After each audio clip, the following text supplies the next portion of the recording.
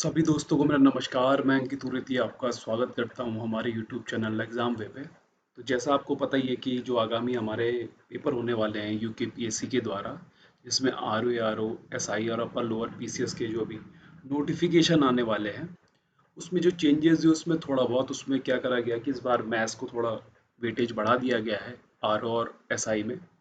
SI में इस बार maths पुराने वाले पैटर्न पे आ रहा है। तो उसी से रिलेटेड मैं आप लोगों को टॉपिक करवा रहा हूँ। तो हमारा परसेंटेज टॉपिक चल रहा था।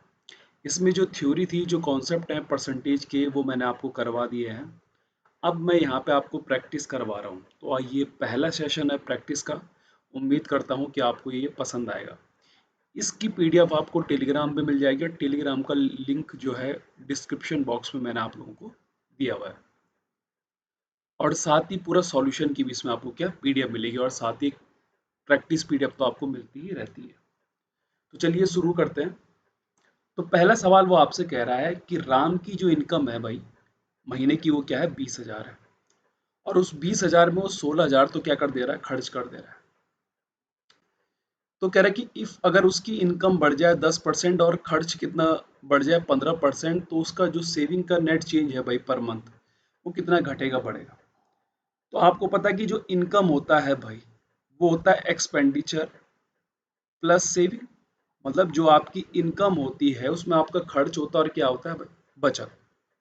तो आपकी इनकम अगर 20,000 है, कितनी थी आपकी इनकम, 20,000 है भाई, उसमें से 16,000 अगर आपने खर्च कर दिया तो बचाया कितना भाई, 4,000। कितना बचाया, 4,000।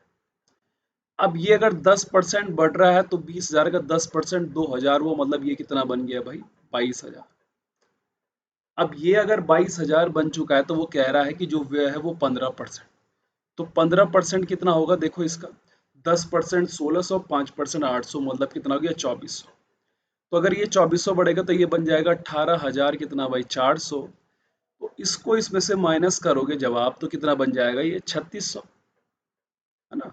इसको इधर ले जाओगे तो इसकी वैल्यू क्या आ जाएगी, सेविंग की। अब सेविंग पहले 4,000 था, अब 3600 है। इसका मतलब कितना डिक्रीज हो रहा है भाई, 400। कितना डिक्रीज हो रहा है, 400।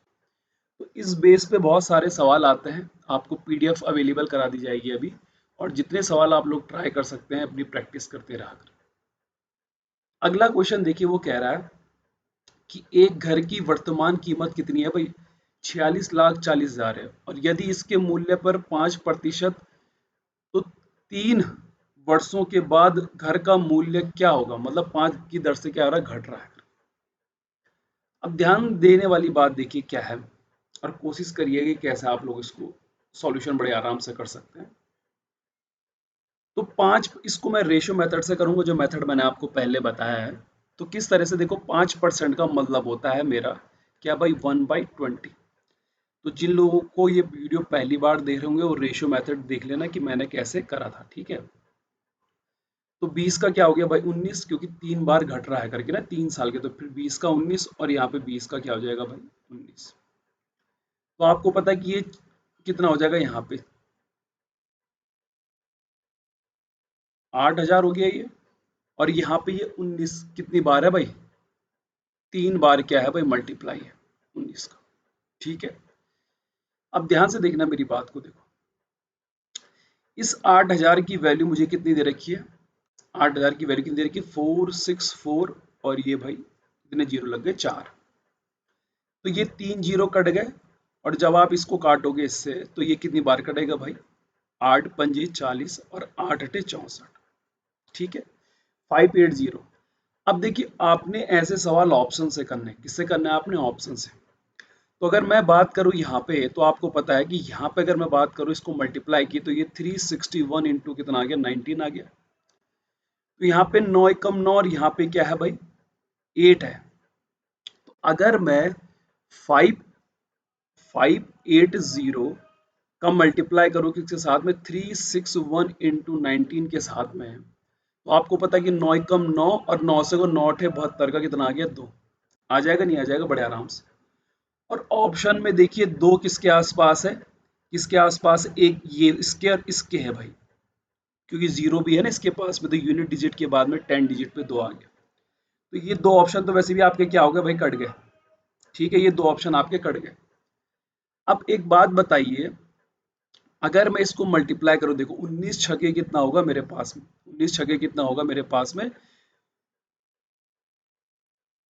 114 होता है, 114 होता है, देखिए, है ना, 114। और फिर 19 दिया कितना होगा भाई, 57, और 11 कितना होगा, लगभग 57 और 11 कर दूं मैं लगभग 68 करके। अब आप जब इसको मल्टीप्लाई करोगे तो 6 पंजे कितना होगा भाई, ये 30 करीबन होगा। इसका मतलब आपका ऑप्शन किसके आसपास बनेगा, इसके आसपास। पूरा मल्टीप्लाई नहीं करना है, यूनिट डिजिट से, और उसके बाद थोड़ा अप्रोक्सीमेशन यूज करके आपने क्या कर देना भाई, आंसर निकाल देना। पूरी कैलकुलेशन करोगे तो आप लोगों को क्या हो जाएगी, प्रॉब्लम क्रिएट हो जाएगी, टाइम लग जाएगा।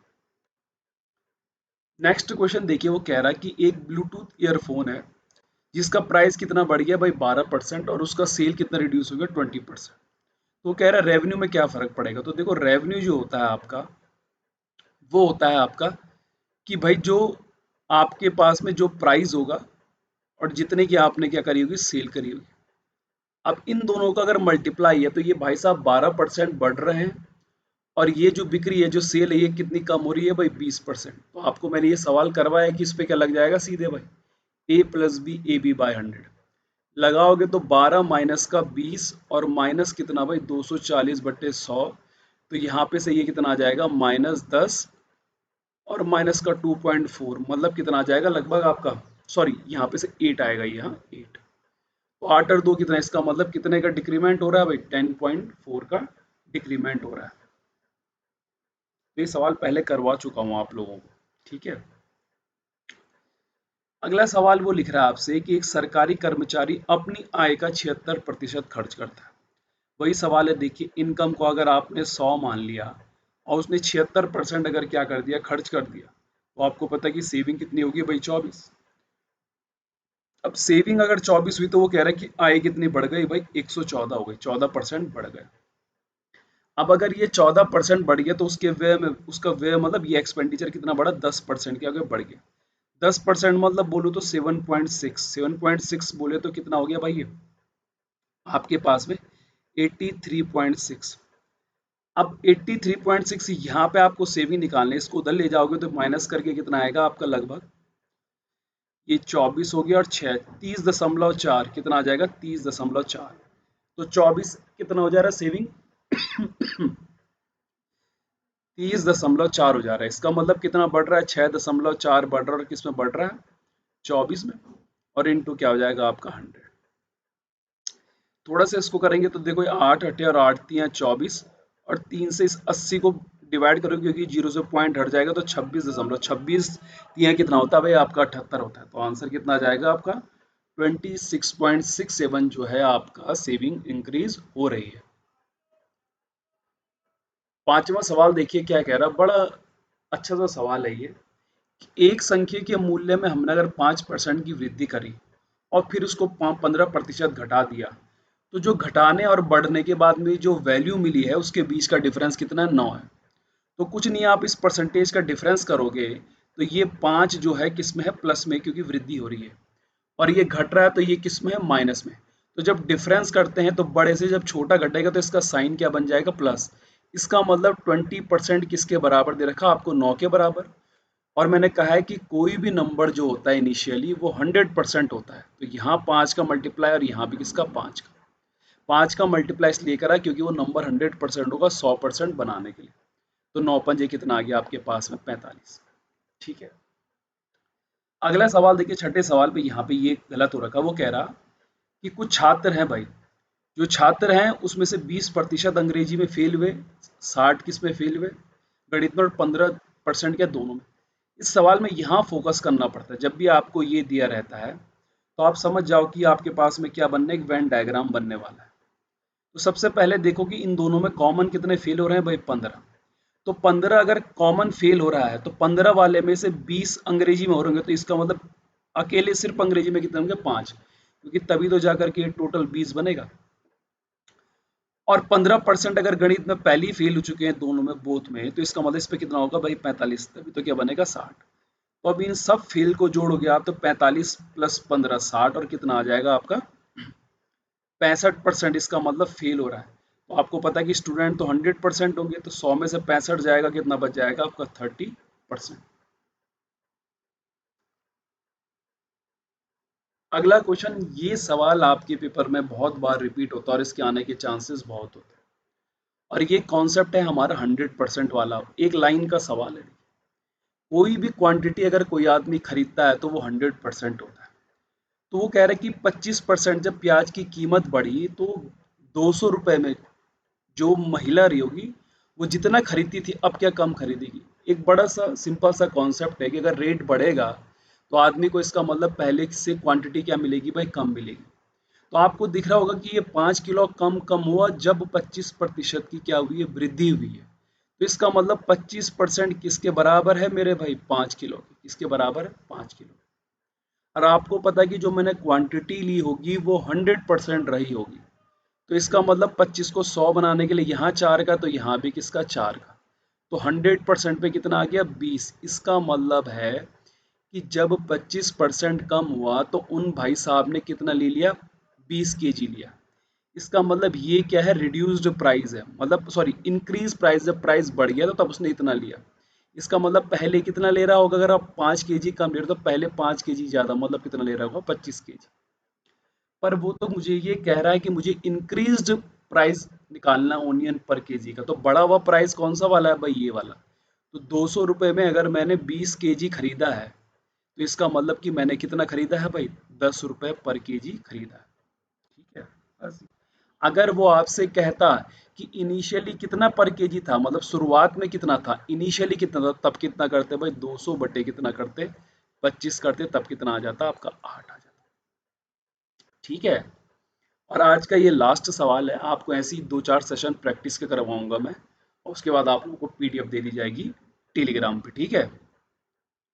तो अगला वो कह रहा है, देखिए कि एक परिवार है, वो चावल, पेट्रोल और तेल पे खर्च करता है। तो इसका मतलब चावल पे कितना करता है, 8, इस पे करता है 11, और इस पे कितना करता है भाई, 6, इस पे तेल पे।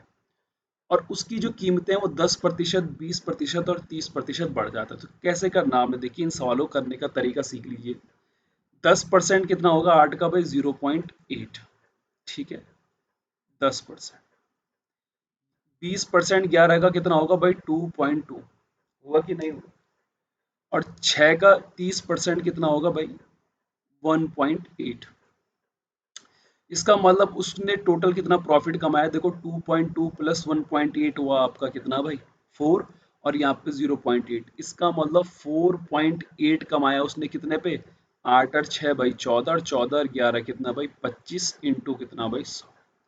ये 25 से कट गया आपका, इसको मल्टीप्लाई करोगे तो ये 19.2% आ जाएगा, और ये सवाल आपका क्या हो जाएगा, खत्म हो जाएगा। तो कुछ इसी तरीके के आपको सवाल पूछेगा, कॉन्सेप्ट मैंने आप लोगों को क्लियर करा दिए हैं। ऐसी तरीके से 8-8 सवाल मैं आपको डेली करवाऊंगा, मतलब ये एटलीस्ट इसके 10 से 12 सेशन चलेंगे परसेंटेज के। और पीडीएफ में लगभग आपके 100-150 करीबन सवाल होंगे। तो पूरी आपकी कंप्लीट तैयारी हो जाएगी किसकी, जो आपके हाल ही में जो एग्ज़ाम होने वाले हैं यूकेपीएससी के द्वारा। ठीक है। तो उम्मीद करता हूँ कि आपको ये सेशन पसंद आएगा, इसकी पीडीएफ आपको टेलीग्राम पे दे दी जाएगी। और फिर अगले प्रैक्टिस सेशन लेके मैं जल्दी आपके सामने उपस्थित हूँ। धन्यवाद।